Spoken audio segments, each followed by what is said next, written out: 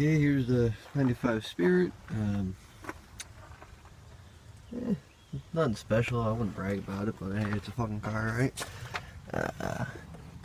This side's gonna be a bitch.